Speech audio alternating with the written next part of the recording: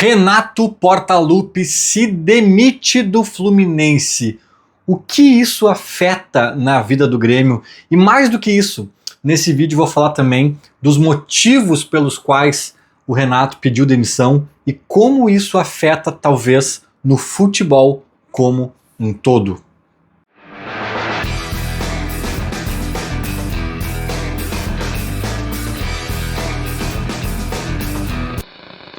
Vamos lá, gente, vamos falar então um pouco de Renato, mas o vídeo é muito além do Renato, é sobre algumas coisas que ele falou e até mesmo sobre as consequências, as possíveis consequências na vida do Grêmio. Primeiro que assim, foi uma demissão muito estranha, né? O Renato foi eliminado da Libertadores pelo Lanús, depois de perder na Argentina, sofreu um empate no Maracanã e depois da coletiva, isso que eu achei engraçado, que eu achei diferente, assim, ele dá a coletiva inteira como se nada tivesse acontecido, né, fica lá uns 15 minutos respondendo perguntas e até confrontando alguns jornalistas, assim, cara, tudo normal. Daí quando ele finaliza a última pergunta, ele diz, eu nem deveria estar aqui respondendo vocês, tal, porque antes de vir aqui eu pedi demissão pro presidente, então eu tô fora. E aí o próximo que tiver no meu lugar, vocês vão criticar, vão achar ruim, não sei o quê.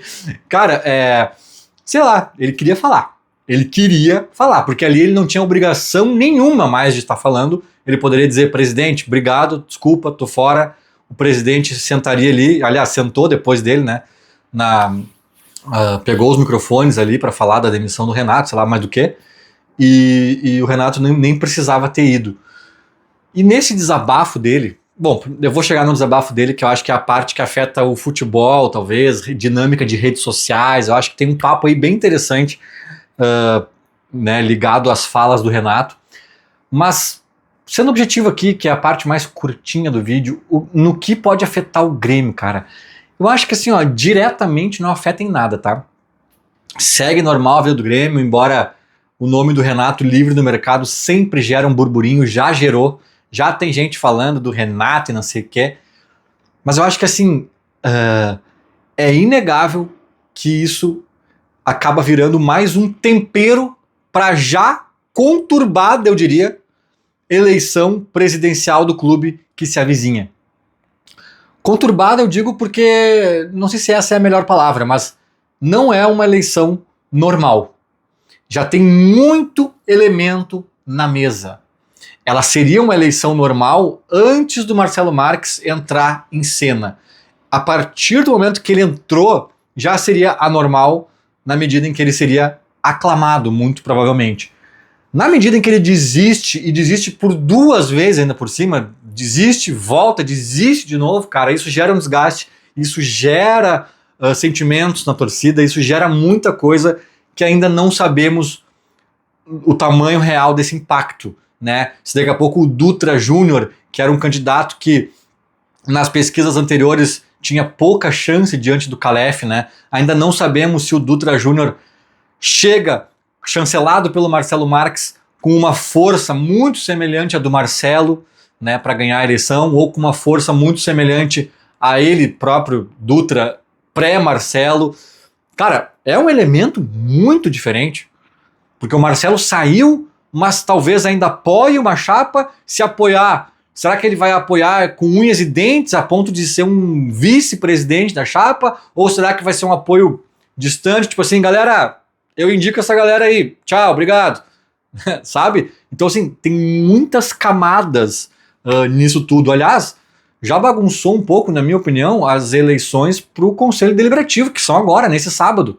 O Marcelo desiste faltando poucos dias, e óbvio que são eleições muito diferentes, com objetivos diferentes.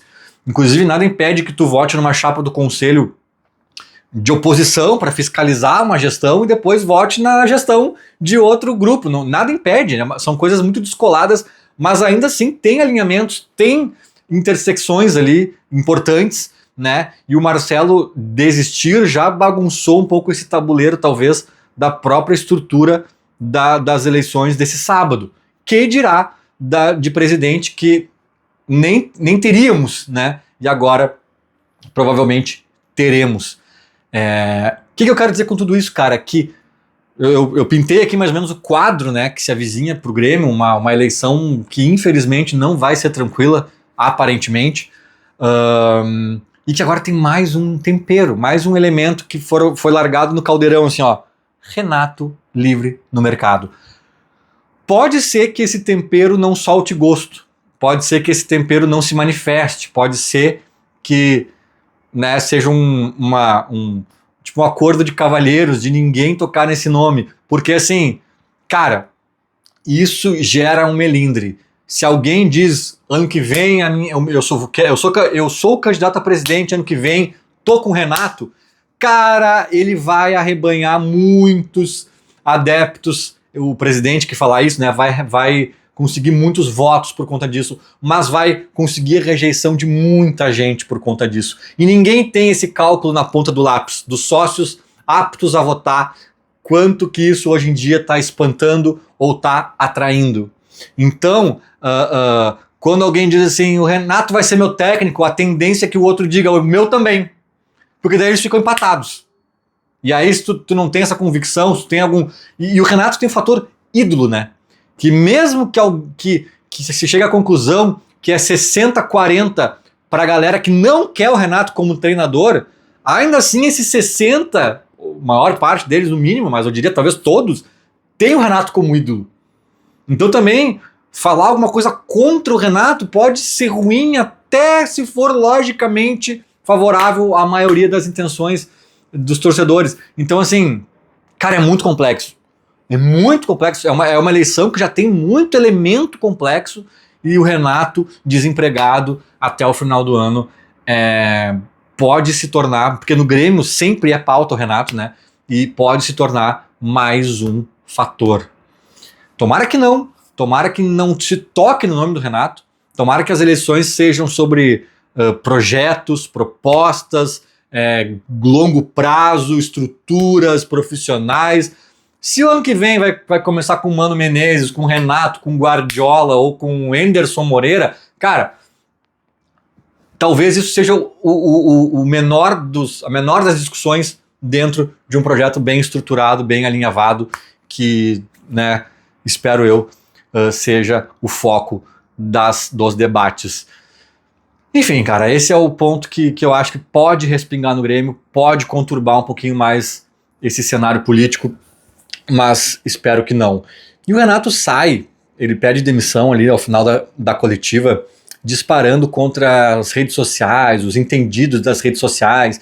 Ele tem uma bronca muito forte com os jornalistas, e ali a bronca dele parece se estender um pouco a torcedores, ou aos chamados identificados, que são híbridos de torcedores com jornalistas, né?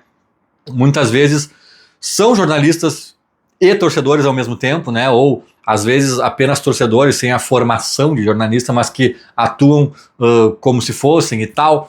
Não sei exatamente se tinha um CEP ali tão direcionado, né? Se o ranço dele tinha nome e sobrenome, mas ele fala de uma forma mais genérica, cara. E aí o que eu acho, tá? Eu acho que isso é um pouco reflexo de uma... Assim, se você olhar para o ponto de vista histórico, a humanidade, tá? Primeiro surge não sei o que, a escrita, né? Depois não sei o que, né? O fogo, sempre tem uns paradigmas que mudam assim a trajetória da humanidade. Cara, a internet sem dúvidas é um ponto, é um marco. E se a gente for olhar de uma forma histórica, né? A gente tá no comecinho disso, a gente tá ainda entendendo. É que claro que a gente fala, a internet tem há anos, eu já nasci com internet, meu sobrinho ali, nossa... Tudo bem, cara, mas do ponto de vista histórico, estamos engatinhando no sentido do que é a internet. Nós, adultos, jovens, eu tenho 40 anos recém-completados, cara, eu vivi uma época que a gente olhava uma imagem e não sabia direito se era Photoshop, se era real. Né? A gente recebia PowerPoint por e-mail com ursinhos jogando coraçãozinho pra cima dizendo bom dia. Isso aí faz 15 anos. Tipo... A internet está engatinhando, coisas que a gente ficava impressionados e chocados há 20 anos, a gente olha e fala, isso aqui é besteira.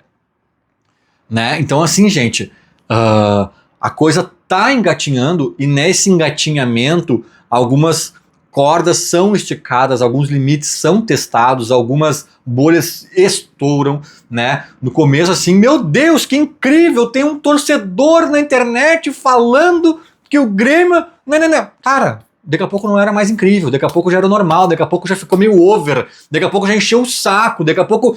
A gente tá ainda, a carruagem, a carroça tá andando e as abóboras estão se ajeitando ainda. Então é tudo ainda... Né, tudo muito engatinhando, a internet está engatinhando, a gente está ainda tateando muita coisa, cara. E assim, e temos gerações que são analógicas. E na minha opinião, cara, o Renato, ele é de uma geração muito mais analógica. Tinha uma época que eu queria escrever um livro até que envolvia o Renato, não vem ao caso aqui, que eu fiquei muito em contato com o assessor dele, mais de 10 anos atrás, ou quase isso, sei lá.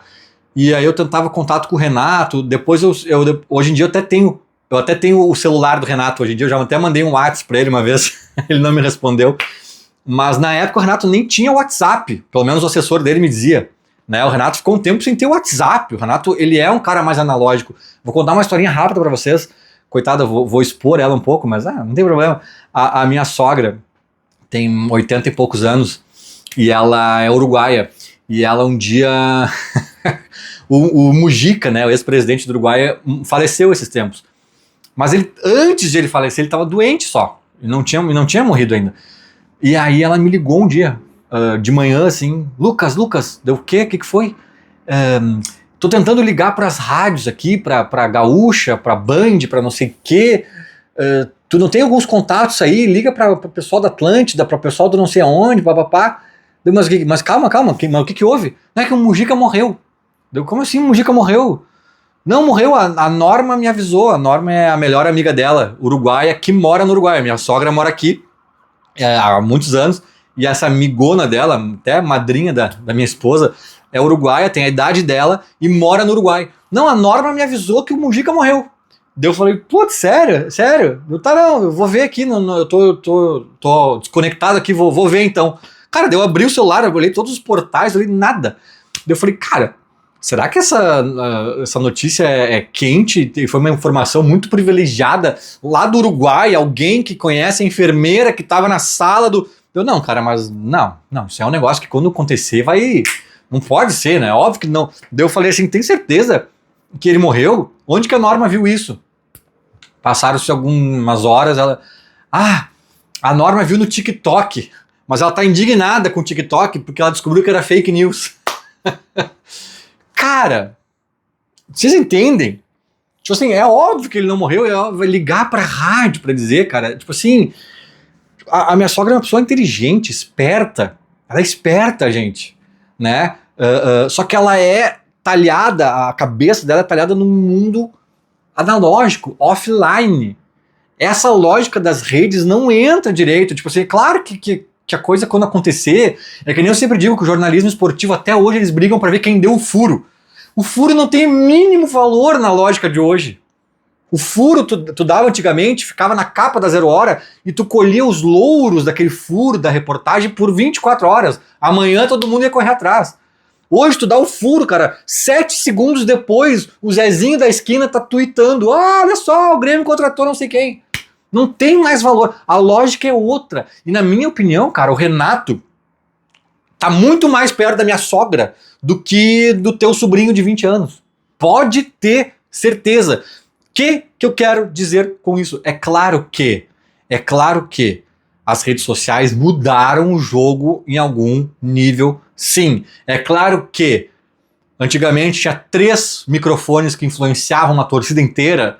Se o Pedro Ernesto era contra o não sei quem, o Paulo Santana não gostava do Marcelo Groy e o outro não sei o quê.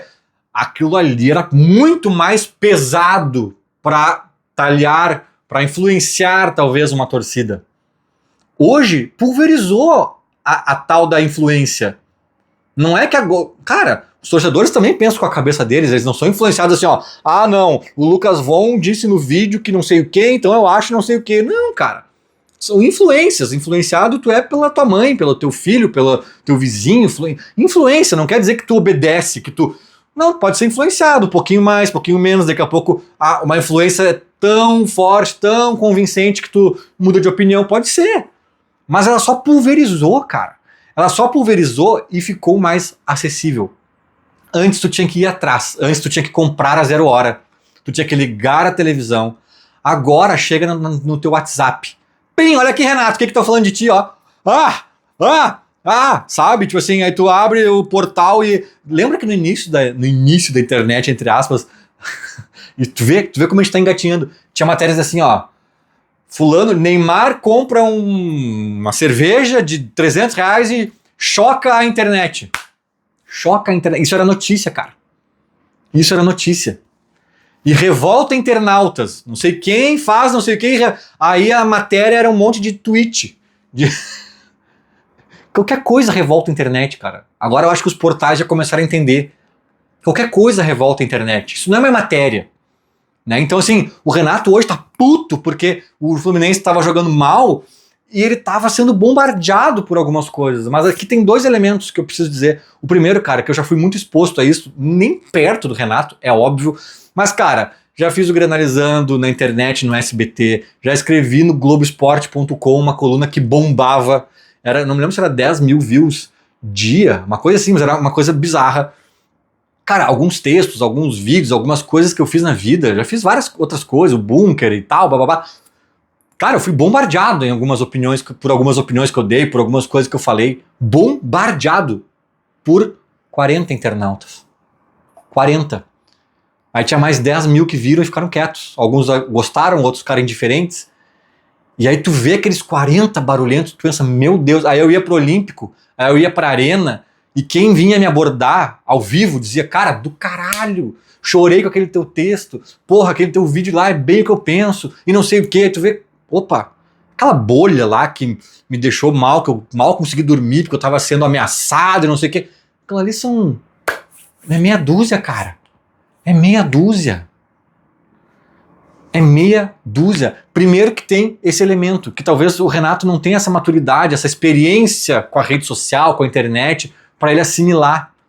E segundo, cara, que por mais que de fato 80% dos torcedores do Fluminense estão achando o trabalho dele ruim, e ele não suportou os comentários, as críticas, ele discorda das críticas, ele fala que os caras não têm as informações e criticam falando besteira, bababá. Por mais que isso se confirme, que no caso dele, não, realmente a rejeição tá muito maior.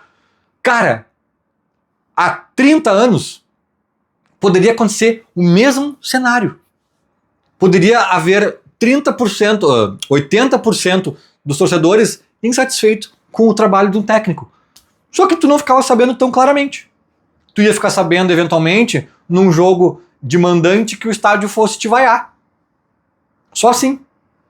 Hoje, a única diferença, cara, é que o feedback tá ali, ó, ao vivo, a todo momento, né, explícito. Tu nem foi atrás e ele chegou, bateu na tua cara o feedback. É a única diferença.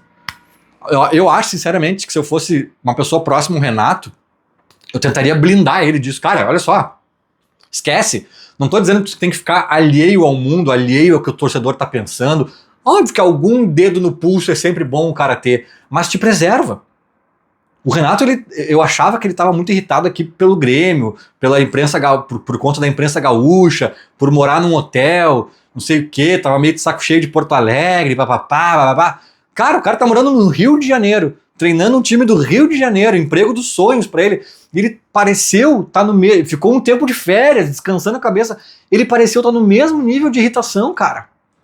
Isso aí é porque ele não tá sabendo lidar com as redes sociais, cara, que não é mais uma novidade. Isso aí é 10 anos, pelo menos 15 anos. Tu já tinha que começar a entender a dinâmica, até pra te blindar, né? Então eu acho que o Renato faz um discurso muito pessimista, que acabou o futebol. Cara, eu também acho. Os torcedores do Palmeiras xingando o Abel, que absurdo. Cara, uma hora vencedor da história. Tudo bem, cara, tudo bem, mas isso já existia em 1980, pode ter certeza, mas existia na mesa do bar. Agora a gente só tá vendo, porque o cara publica num site, numa rede social. Cara, dá de ombros, segue teu trabalho e vai-te embora, né? Esquece. Agora, o Renato parece se afetar demais com isso, cara. E tem dirigente que se afeta com isso. E tem outros técnicos que talvez também se afetem. E repito, não estou dizendo que é para ignorar isso. Isso é um baita termômetro. Isso é um baita dedo no pulso. Agora, a ponto de virar a chave, te afetar, te irritar e chutar tudo pro alto, cara, calma, calma, calma. Calma, calma, que eu acho que as novas gerações já estão entendendo um pouco melhor isso. Mas calma, calma, que às vezes a rede social é que nem tosquia de porco. É muito grito e pouca lã. Feito? Era mais ou menos isso. Falou. Abraço.